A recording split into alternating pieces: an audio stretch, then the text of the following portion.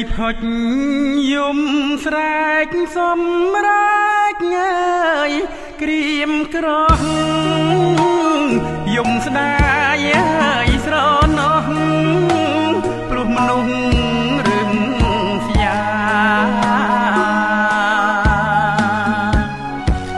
កាប់កោះបំផ្លាញស្ទើរខ្សែសង្ខាឈូសឆាយកាប់ឆ្កាដោយគ្មានអាឡ័យ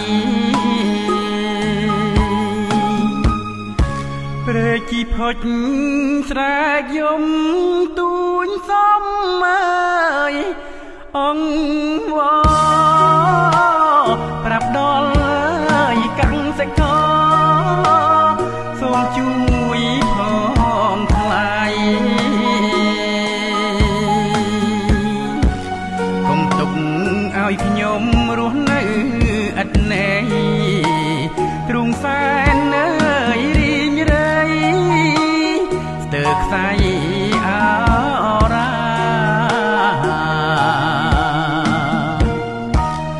ដងព្រែកសោភីជាទីមនោរម្យគ្រាន់តែផ្គត់ផ្គង់ជូនគ្រប់ក្រុមគ្រួសារដងព្រែកបុរាណគេពីដូនតាឥឡូវអើយខ្លោចផ្សាទុកថារាល់ថ្ងៃទំនួញព្រែកជីផុចសំក្ដីអើយអាណិតសុំទុកអើយជីវិតកុំបំផ្លាញឲ្យខ្សែអាសូរខ្ញុំផងណាថ្នាក់ដឹកនាំថ្លាថ្លៃព្រែកជីផុចមានតម្លៃព្រោះយើងជួយថា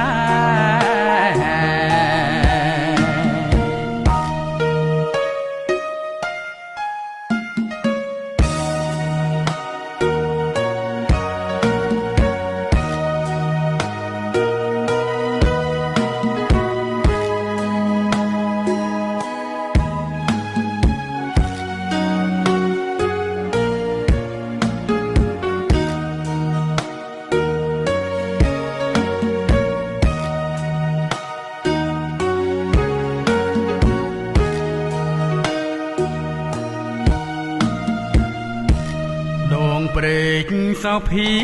ជាទីមនោរម្យធ្លាប់តែផ្គត់ផ្គង់ជូនគ្រប់ក្រុមគ្រួសារ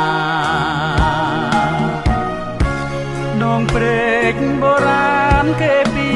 ដូនតាឥឡូវអើយខ្លោចផ្សាទុកថារាល់ថ្ងៃទំនួញព្រែកជីផុចសំក្ដីអើយអាណិតសុំទុកអើយជីវិតកុំបំផ្លាញឲ្យខ្សែ